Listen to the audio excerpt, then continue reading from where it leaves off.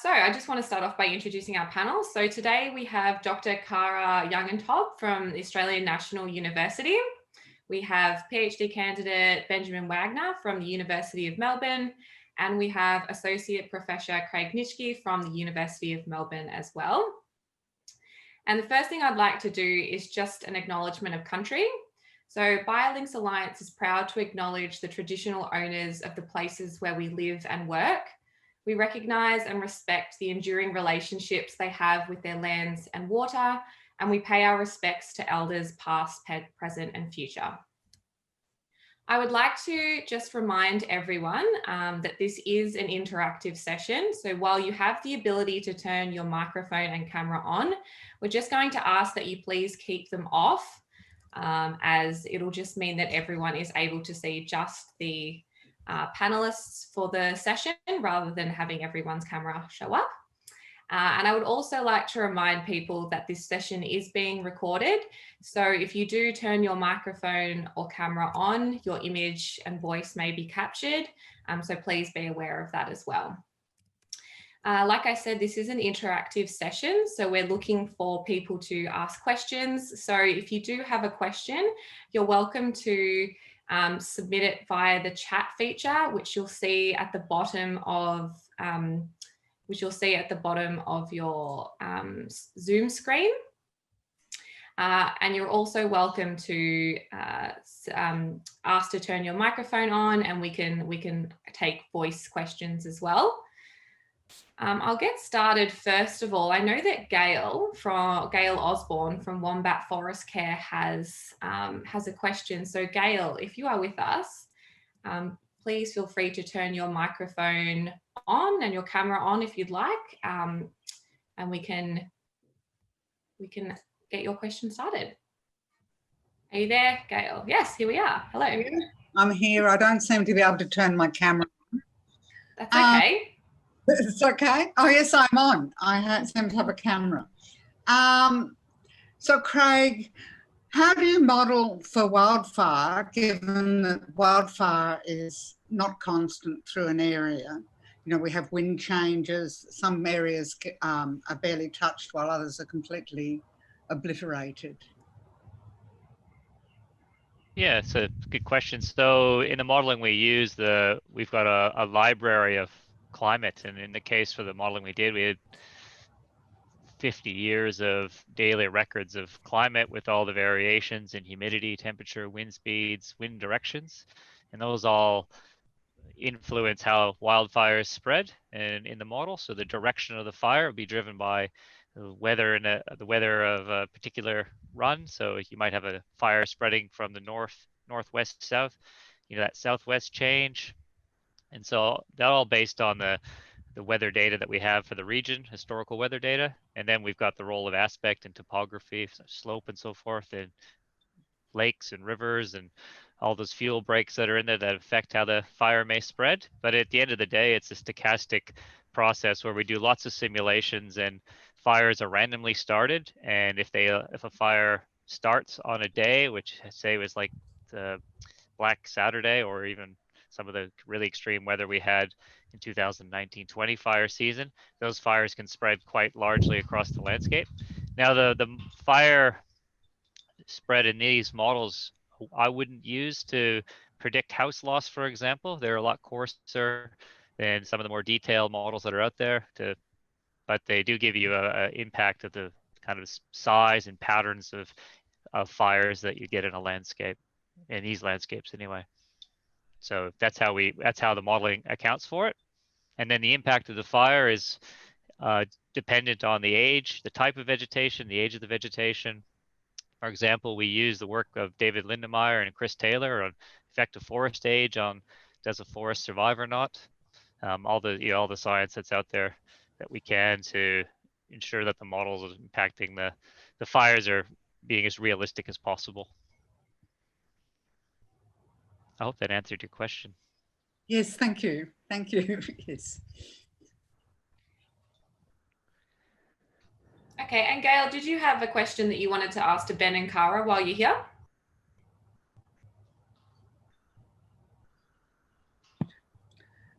Yes, I do. Okay. So Ben or Kara, has any research been carried out on the effects of smoke from planned burns on greater gliders? So given that humans suffer from inhalation of smoke for the particles, it would seem that it should also affect greater gliders. And also then we also had the death of smoky mice from smoke from the Canberra fires from a great distance away. So that's part of my question. And the other bit is, do we know if the smoke coats eucalypt leaves and makes them unpalatable? Thanks. I can start by saying that we don't know a lot about how smoke affects greater gliders. I'm not aware of any work that's been directly done on that question. And the same goes for whether or not there are any impacts of like smoke or soot on leaves. I do know that when fires reach the canopy and burn the leaves, that creates an immediate issue for greater gliders in terms of a loss of food. And I have seen out in a colleagues near their property near Talaganda National Park after the fires there, mass fatalities from greater gliders after there was canopy scorch, and presumably the greater gliders starved to death. And it happened fairly rapidly over the course of a few days after the fire, even though they survived the immediate fire event. And that's kind of all I know in that space.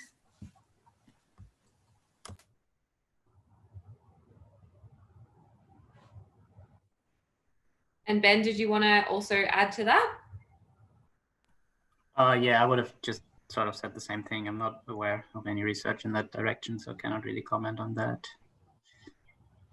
Okay, no problem. Thank you so much for your questions, Gail.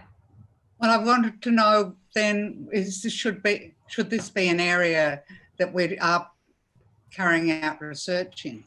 Is there a gap here? Yeah, I think the fire issues are incredibly important to greater gliders. I'm not sure if you heard the last meeting with David Lindenmeyer, but there is no doubt that that's a serious issue for these animals. And I think there's also still a lot in the space of understanding how fire impacts food, both in the short and longer term, that we need to get a better handle on. I think greater gliders are sensitive to a number of things. And if we continue to see the kind of extreme weather events we have been seeing, then it's pretty bad news for them. And I don't even know if smoke will have a chance to do bad things, because the fire itself and the lack of food is doing a pretty good job by itself of killing off large populations of greater gliders. That being said, Gail, I think, where you've got a matrix or a mosaic of fire severity, so where patches of forest do survive and you've got your foliage intact, if that's a potential that you could have those effects on the surviving populations in the unburned areas. I mean, I think it's a good question. It's a nice that could be tested. It'd be difficult to test in the moment, but I guess you could use planned burning where they do planned burn near glider habitats. For example, in the wombat there, I know that's a concern is around the planned burning in greater gliders. So there is a way you could probably monitor that and test it, but at the moment, yeah, I haven't come across anything either on that. And I think but it would be interesting to know, given most of the impacts, say in planned burning context, well, hopefully would just be the understory, but releasing the smoke versus consuming the canopy. Yeah. That being said, we do know that happens, but planned burns do go up in the canopy, and that case would what Kara was saying, that you'd be losing food resources quite quickly then. Thank you. Thank you so much, Gail. Thanks, guys. We've received two questions via the chat from the user called ASUS. I've just asked if you'd like to unmute to ask your questions if you're there. Yep. Can you hear me? Yes. Hi. I've just got some questions for Ben, and I just want to say thanks to all the speakers. You guys had really good talks, and it was excellent to listen to your research.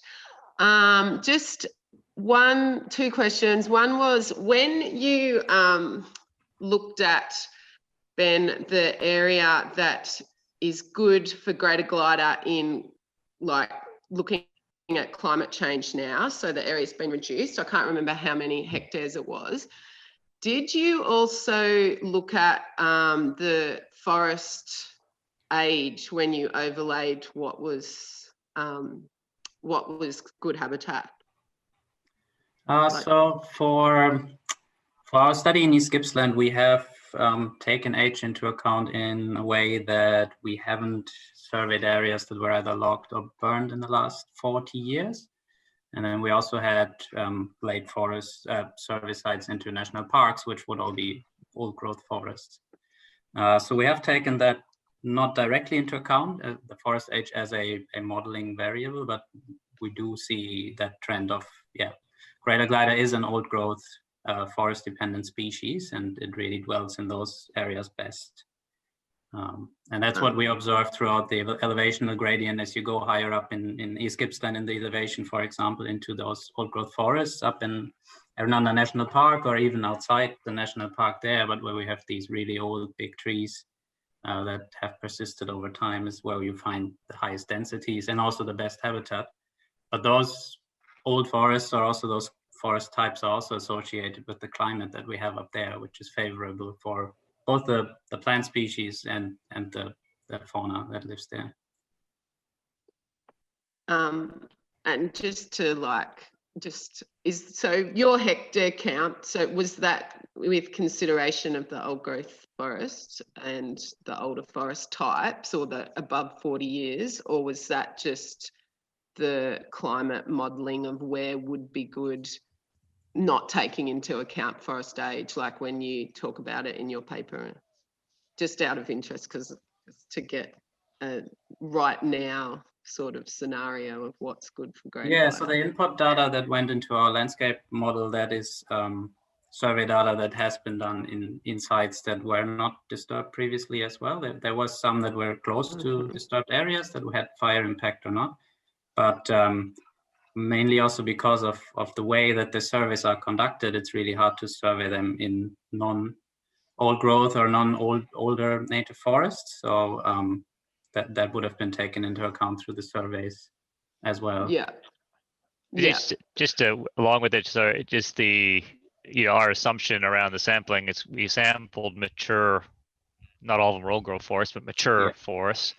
Some had most had old growth trees in them, but the presumption would be any logged area or recently burnt area in these areas you would discount as habitat, even if it aligned with a climatic suitability. If it's been recently logged or burnt, particularly high severity burn, you wouldn't count that as being a suitable habitat. So you have to view the through the two kind of multiple filters there. I was just wondering about the hectare count. Thanks. And also just a question about the nitrogen in the plants and what you saw through the infrared. I was just wondering if you looked at that at different times of the year, or just at one time, and if you did, if you saw differences, and if there were differences, if there was any areas that you saw that it was only, the trees only provided the appropriate nitrogen at certain times of the years and not others. No, we were not able to look at different times of the year just because of the survey effort that we had, because we were collecting leaf samples, we were doing the drone flights with the UAV and the multispectral. So we did all our samples sort of at the height of the growing season to get maximum sort of leaf maturity to capture that. But there is a few, I think there is a few studies into the change of nitrogen over the year. You also have an effect of climate change on nitrogen, given that there's higher carbon levels in the air and the trees take up more carbon than nitrogen, for example. But for us, we couldn't account for that, but that would really be an interesting thing to do, to not only do these sort of quantifications of nitrogen just at the growing season, peak of the growing season, but also during other times of the year. But we couldn't get that in as well. It's a lot of work to also process all that, all those samples. Thank you. Thank you so much for your questions. I'm going to ask Bert to unmute and ask his question if you're able to, Bert, if you can hear us. Yeah, can you hear me, Sasha? Yes, we can. Thank you. Go ahead. Now, which question? Either of them? So, Either. just generally, yeah, in East Gippsland, there appears to have been, well, generally a bit of a replacement of some species by silvertop ash, which is such a good colonizer post-disturbance. Does anyone have thoughts on how this might be impacting future habitat suitability, given the likely lower nutritional value of silvertop ash Eucalyptus seberi? You know, whether it's from fire or from logging, just some disturbance, and what long-term impact that might have. Just at a really simplistic level, it would appear to make what Ben has said is already somewhat marginal habitat, perhaps even more so. Yeah, so the interesting thing we observed in East Gippsland with the Saberi forest was that, so Saberi was throughout our surveys the species with the lowest levels of nitrogen, and we had 17 species that we looked at. And those areas where in the lowlands we had greater gliders presence, those were Saberi forest with very huge remnant Viminalis or Cypelocarpa in them, which are on the highest sort of grade of nitrogen. And I'd assume if through fires or more frequent fires, those large trees that are clearly the habitat trees in those areas, because they would also have most hollows and nesting space, if they would be lost and replaced with Seberi only, you'd lose a big chunk of the suitability in those areas down there for sure. I can speak about that a bit as well. We did a study where we looked at the relationship between Seberi and another eucalyptolivore, which is a koala on the south coast. And it is a similar situation there to what you see in East Gippsland. There's large areas where Seberi is becoming the dominant and even a monoculture kind of species. And it is a disturbance adapted tree. So it comes back much thicker after logging and fire. And in those forests that are dominated by Seberi, that have more than 60% Seberi, actually we see a real drop off to the point where you don't find koalas anymore. And I know that people who have been doing surveys with greater gliders in Victoria, where Seberi is dominant, see a similar lack of greater gliders in those forests.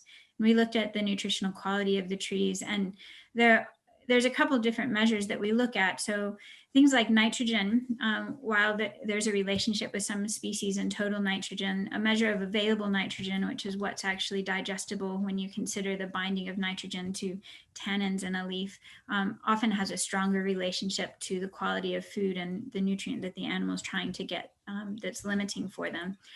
So in terms of available nitrogen, Seberi is also one of the lowest quality tree species out there. But there's a secondary compound that is a deterrent for many herbivores, and that's called unsubstituted burine flavonones, or UBFs. And my colleague Karen Ford was instrumental in helping to identify those and the group of monoclips that Seberi belongs to, or the group of eucalypts which are called monoclips that Seberi belongs to. And when those become very high, we know that animals like koalas eat less of them, and that's probably true for greater gliders as well. But we need to do some more work to be certain of that. But kind of no matter which way you split it, compared to the other tree species out there, Seberi looks like very bad quality food, and it's unfortunate because it does become dominant, and it's quite likely creating just food deserts like forests that are unpalatable for the animals. So something does need to be done to address that.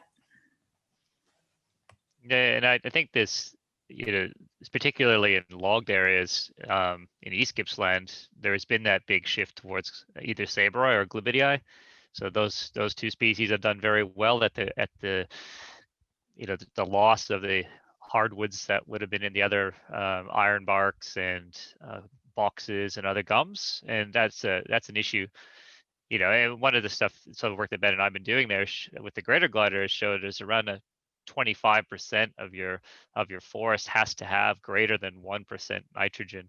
So this is some stuff that's going to be coming out shortly, and that kind of aligns with Kara's point with the koalas around that. How much habitat do you need? And so what it points to is, from thinking about restoration of these forests, over the last 100 years or more, there's been this kind of selective logging of the hardwoods, those other species out, and then the more industrial logging is essentially push the systems towards these more monocultures, and that's going to be impacting then the foraging habitat for these gliders.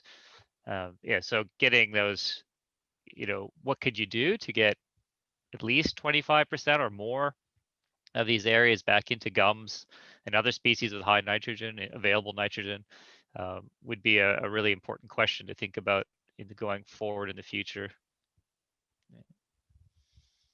Could I follow up just quickly the comment that seems to be like, that's a massive landscape scale change and long term, and coupled with, if I remember correctly, Seabury doesn't have a great propensity for hollow formation. I mean, the trees don't get that big, so that's a massive shift in the landscape. I mean, I guess it's not a question, but just a realization that I hadn't really pinned down before. But thanks for your answers. Well, we have seen some really large Seabury in that landscape, particularly as you move to higher elevation. You get some really, really big ones with lots of hollows in them. But those forests up there where those exist are, probably more in line with they haven't been seed treed or clear fell, essentially even age harvested. They're more sitting in the kind of system what is a multi-age forest structure, which is the ecological kind of, that's the natural pattern of dynamics in those forests up there. And you do see some really large ones, but they're not alone, right? They're mixed in with really large gums and really large stringy barks, and you get these really complex forests that's got young and old trees, and it provides the hollows and the foraging for those gliders, so they can provide nesting habitat for gliders in those forests. But you've got all that other stuff, the gums in particular, and the peppermints, which are a really important element in this, actually. They feed on these gums and stuff, but they also like to go feed on the peppermints because they don't have those nasties in them that Kara was mentioning. So it's a nice, balance. Yeah, they do actually. They like the peppermints, absolutely, particularly like Eucalyptus radiata. But they do have nasties in them. Both the subgenre do, the main subgenres. In fact, probably all plants do to some degree that haven't been cultivated by humans to get rid of them. It's just the animals have adapted to specialize usually in one or the other, or sometimes maybe they're less of a specialist, but they'll eat a bit of one and then a bit of another so that they don't reach their limit of what they can handle in either of those groups. But it is a little bit of a misunderstanding that they eat something because it doesn't have toxins. It's more like they eat it because they're able to deal with those particular toxins, but another species might not be able to, and that allows them to separate their niches according to their diet. Thank you so much for the questions, Bert. They were great. I'd like to ask Teresa Eyre to unmute, and if you can hear us, Teresa, go ahead with your question.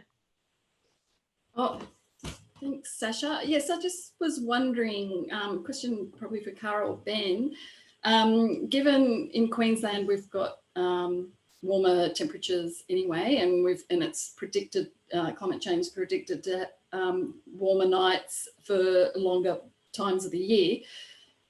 Do you think that's going to be more problematic for our population, our northern populations, greater glider populations, as compared to the more southerly populations? Sorry, so the question is, do we think climate change is going to be more of an issue up north and down south? Is that right? Am I understanding that correctly? Yeah, with regard to their thermoregulation and their diet. So the short answer to that is no, because the animals are different in the north and the south. In fact, we know now that they're not even the same species. So P. volans minor is actually P minor, and P. volans volans is still P. volans volans. It's a subspecies of P. volans, but it's not the same animal. Physiologically, they're different, and they're adapted to their climate. So that means the animals that are down in the south, they have a lower temperature tolerance in terms of when they start being impacted by the ambient temperature. And it's probably similarly scaled for the northern animals, so they can handle higher temperatures, but they too have a threshold, and that's in line with the environmental temperature. So even though it's going to be hotter and more humid up north, those animals are more physiologically adapted to those conditions. They're not the same animal as what we have in the south, but they also have a limit. So both animals have limits. Both animals are going to be impacted by climate change. It's getting hotter in both places. And in the south, when you go above 20 degrees, the animal has to start doing things actively, which requires energy to cool itself. And when you have an animal like a greater glider that doesn't have a lot of energy stores, it can't do that for very long before it starts suffering adverse consequences from either not having enough sugar or enough water to keep using its energy to stay cool. So surprisingly low temperatures in the south are enough to cause that species of greater glider problems.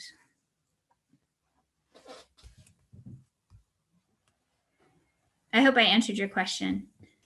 Yes, thank you. I was more referring not to the subspecies, the Northern Queensland subspecies, No, but around even just over the border, maybe northeast New South Wales.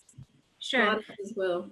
Yeah. So even those animals, there's kind of a gradation of physiology of greater gliders that goes along with their climate. We have a PhD student, Denise, who I think is here today, actually. She might be able to talk a little bit about that too. I think she's in the audience, but she's been looking at their energetics across their range in relation to something called Bergman's rule, which is basically how animals their body size changes so that they can dissipate heat differently in different environments, and they're altered by that environment so that they're more fit for it. And she was looking at greater gliders across the range and how they change. And in the process happened to discover that they are actually multiple species. And Sasha, that's been accepted now, so we can talk about it, but only just got there. So there will be a paper coming out very soon in Nature Scientific Reports that shows that the greater glider, not just subspecies, but there's at least 3 species and then probably 2 subspecies on top of that. But they are physiologically different, even in New South Wales and Victoria, from one another. That's great. Thank you. Perfect. Thank you, Teresa. I'm going to ask Tim Cooney to unmute his microphone and ask his question if you'd like. Hello, can you hear us, Tim? Yes, sorry about that. Yeah, I was just interested. I've looked at a little bit of the literature that sort of estimates the generation length of the greater glider at about 7 years, but found some variations between sort of, being in the wild. But I just wanted to put out to the panel was, how have you found in different populations? Do you think 7 years is a good estimate? And I'm thinking it purely in relation to looking at their decline over 3 generations. If you use different lengths, you could come up with different results. And so just your question is, how long do you need to look at a trend in a population for it to be a trend? Is that what you're asking? It was more, is 7 years an adequate estimate for the different range of populations? I'm just trying to think, if you're looking at Volans minor in North Queensland, is that a 7 years generation length, or the Victorian? I'm just wondering how people have experienced, because I'm just going off some information from a 7 Mile Beach population, and I wasn't sure that it was accurate, or whether people had found different generation lengths in some of the populations that they were looking at in different geographic areas. Well, I'm not as familiar with the work for P minor up north. I know down south, David Lindenmeyer's studies have been 20 going on to 30 years, and they found 80% declines in occupancy of the sites over that time period. I think you have to look at data, along with not just one site, but in perspective of the other information that you might have available to you, and trying to make decisions about whether what you're seeing is unique or whether it's part of a general trend that's common in multiple places. But it's hard to make inferences about something based on one point, even if you have multiple years on that one point. But if it fits with a larger pattern, I think that you become more confident in what you're seeing. Yes, yeah. No, I was looking purely in respect to the IUCN criteria, for the red list criteria for looking at what period of time the assessment should be undertaken to what threat level status that it would what thresholds it would satisfy. Sure. I'm not sure how they come up with whatever limit or threshold they decide upon. I would assume hopefully with expert consultation. But I really don't know what it would be for a greater glider, how long you would have to see something before you can be certain that that's the way it's going. I'm just not sure about that. Thank you for your question, Tim. I would like to ask Phil Marshall to unmute and ask your question, Phil. If you can hear us. Yep. Great. Can you hear me? Yes. Yep. I've got a question for Craig. I was just noting in your keynote the large timescales that you were working with. I was just wondering how you see your research on vegetation dynamics being used for conservation in the context of rapid decline of species, such as for the greater glider and leadbeater's possum, particularly compared to point-in-time protections from logging and other forest management, like buffering at animal detections or where habitat thresholds are met. Yeah, like Zone 1A habitat. Yep.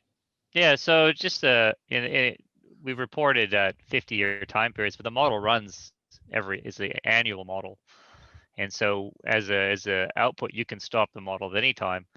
So you could do a yearly assessment if you would like. So that's one of the strengths of that modeling framework that we've used. So, we can look at every year, every 5 years, every 10, every 50 years. For the paper, in that presentation, we were interested in the kind of longer term dynamics. So, what we, found essentially is there was around 30,000 hectares of forest that have habitat for leadbeaters in this case that was really, really stable over those really long periods of time, and they transition from time period to time period at that broad scale. So those are, was an idea of our longer term refugia. Then we had that whole longer term habitat, which we've argued that should be set aside and conserved. And then we have the transient habitat, and that transient habitat's where those finer time scale changes are happening. And so to really unpack that, we'd have to look every year. And we can do that with the modeling. And so it comes to the question you want to ask and the tools that we have there. If we are interested in, so for example, we've actually done some simulations for the Threatened Species Commission around leadbeater's possum, looking at the next 30 years, every year, to see how the 2009 fire infected areas would recover and so forth. So depending on your question, what you want answered, those tools are there to. We can go year by year if we like, and we could even put in specific so logging coops, for example. If you want to know what a particular planned burn or logging operation or period of time would do, this can be actually put in the model and used to assess the impact as well. So there's quite a bit of flexibility.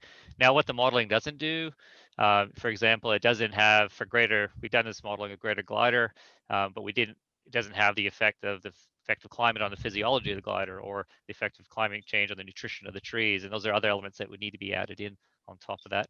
And for leadbeater's possum, other elements of predation, for example, feral species, cats or whatever it may be that may have on the possums, those aren't in there, but so you'd have to add those in on top of that. So there are limitations, but to get an understanding of the broad changes in forest structure and the habitat requirements that the species needs, it provides a framework to ask these bigger scale questions over short or long time frames.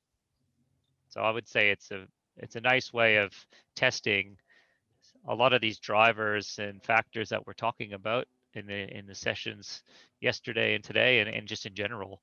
It provides a framework for exploring those and seeing how sensitive those habitat features are.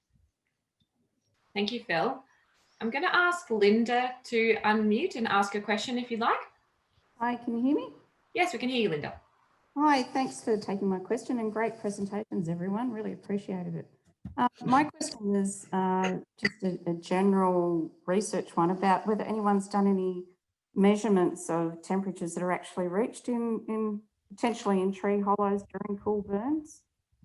For example, by thermoregulation tape or thermosensitive tape, I should say, or whatever. So I think with different mitigation measures being proposed as a management tool by the department during cool burns, the more information that we have about what's actually happening during a cool burn would be really useful. So I don't know of any data that's been collected during a cool burn, but again, Denise McGregor, who's in this session here, her PhD, part of it involved putting eye buttons in greater glider hollows and putting them outside those hollows to look at differences between inside and outside. And we've just started to look at that data now. So we actually do know what kind of temperatures hollows get to and how that differs from the outside. And it does look like there's a bit of a lag time, and they do heat up, but they also cool down surprisingly quickly, because we've been trying to make thermally insulated nest boxes. And one of the issues that we've had is that they heat up slower, but then they cool down slower. And the trees don't seem to be sharing that property. They seem to cool down quite quickly. But there's also a lot of variability and a lot of difference between trees, and greater gliders use lots of different hollows, and why they select the ones that they're using for a particular day, it's not clear either. I think that's a really good question to look at. You know, what happens to those temperatures when you're changing the microclimate with a burn, and is that causing problems for greater gliders that are trying to stay in those hollows during that time? And I don't know the answer to that, but we are starting to look at the thermal properties of hollows now, and that's definitely on our radar. Right, yeah, because I just find it interesting that in things like the action statement that, or in correspondence that we've had with the department, that they do talk about raking around trees and things like that. So trying to keep temperatures down, but do we actually know if that's having any impact? Yeah. Thanks for that. Thank you for your question, Linda. I'm going to ask Paul McGregor to unmute and go ahead with your question if you'd like, Paul. Thanks. Can you hear me? Yes, we can. So my question relates to Telerock State Forest, which is we've been surveying in the last few weeks and found high levels of greater glider. The forest is mixed species, 400 to 600 above sea level. The eucalypts are mostly southern blue gum and red stringy bark. What are the panelists' opinions of these species as food quality of the leaves, for greater gliders, and also the hollow formation potential of these species? Well, stringy barks, I don't think are very renowned for their ability to make hollows. I can't think of really good hollow bang stringy barks. I don't know, do obliqua, if they get big enough, Craig, do they make hollows? Yep, yeah, we've seen quite a few in obliqua. Red stringy bark we didn't have much of that, I don't think, Yeah. in our site, so I can't really speak to that one. Yeah, Macrorhyncha, which I assume would be the same red stringy bark you have up here, and where we are around here doesn't make hollows that I'm aware of. And it also has, in terms of food quality, I've looked at that more in relation to koalas actually than I have with greater gliders, more extensively with the tree species. And there are different animals and they do eat different things, but it's definitely not a preferred food species, that red stringy bark, for koalas. And the other species, I think that there's still, like what your question highlights, is the fact that we still know very little about the range of species that greater gliders eat and what some of their limitations might be in the species that they can eat, because even trees that an animal will feed from, because of the mix of nutrients and toxins there are often limits in how much they can consume. So there's a lot of baseline work that we still need to do to get answers to those questions so that we are better at knowing what is habitat and how to rank the quality of habitat based on food for animals like the greater glider. And Ben can talk about this probably better. We had blue gum in our plots, some of our plots in East Gippsland, and they had quite high nitrogen in them. And we did observe greater gliders in plots with blue gum, but that's a small sample size, so I would caution. And I actually saw the glider in that plot. I didn't see the glider feeding on those blue gum leaves, so that's like. But they're definitely, we're in a plot that had messmate and blue gum in it. You know, they do have high nitrogen and available nitrogen in them. Stringy barks are really interesting because even messmate has a really wide range of where you could find the amount of nitrogen in that plant, and we know Globidia was very low. So the stringy barks themselves, we'd actually have to test that one out specifically, but they were really ranging in variability.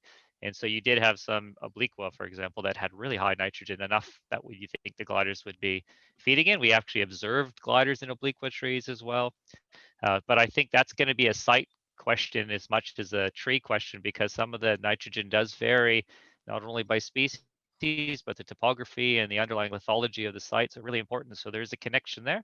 So even if the tree can have a lot of nitrogen in its leaves, if the soil doesn't have it, the trees aren't going to have it. So that's another complication to think about at this site, potentially. So I would, you were saying that the we have elevation there is about, or in there. Oh, sorry. Everyone talking at the same time. Were you saying that the elevation there in Talarook is around 500-600 meters? Was that right? 400 to 600, yeah. Mostly 500, okay. yeah. Yeah, so that's sort of the elevational range. So we got our obliquas, for example, throughout the elevational range, but we only picked up greater gliders sort of at that medium to high elevation. So starting at 500-600 meters, you get more observations in, and the nitrogen seems to increase based on site productivity. So that might just be the sweet spot that you're in there, maybe. I would also point out that there's not a well-established relationship yet between leaf chemistry and soil chemistry, because there tends to be a lot higher nitrogen in the soil than what you ever find in a eucalypt leaf. There's only 1 to 2% in a eucalypt leaf. So there's not a limiting ability in terms of nitrogen soil to leaf. There's always more there. Something else is keeping those leaves from taking up more, whether they would ever want to, even if they could. And we found that some of like the highest nitrogen concentration in some of the eucalypts that we've measured, like from Viminalis, have been growing in sand, which is some of the poorest nutritional quality soil. So I think there can be detrimental impacts of that, like thinking in terms of assessing habitat and saying it doesn't have good quality soil, so it can't be high quality habitat. I think it's really a site-specific issue. Some trees prefer certain soil types and some animals prefer certain trees. And I think that drives things probably more strongly than a link between the soil and the leaves. But there's a lot more that we need to look at to understand that. And so we're starting a project in the Central Highlands where we're going to measure soil chemistry and leaf chemistry at a number of sites where we have all the same species to get rid of that variability, to see if we can see a relationship there. But I would just say that doesn't always hold true. And also there's really big differences in chemotypes, even within the same species across different areas. So what you might have in one place is good food because that species there, that species might look totally different in another area chemically. And it's not just the nutrients, but also the secondary compounds that the trees make that determine whether they're palatable and how much an animal can eat. So even though an animal might, or even though a plant might look very nutritious from a nitrogen perspective, it might not be something an animal can eat very much of if it has certain chemicals in it that make it unpalatable for the animals there. So it's a very complicated situation. Great. All right. Well, that's all we have time for today. Thank you so much, everyone, for your amazing questions. I'll just remind everyone that Ben, Craig, and Kara's videos, keynotes are up on the Biolinks Alliance YouTube channel, which you should have received a couple of emails for. So feel free to watch those if you haven't watched one or any of them, as well as the other keynotes. And yeah, thank you so much, everyone, for participating. Ben, Craig, Kara, thank you so much for your brilliant knowledge. We really appreciate having you on board for this session, and I hope it was valuable. So we'll end it there. Have a good morning, everyone. Thanks for having us. Thank you. Thank you. Thank you.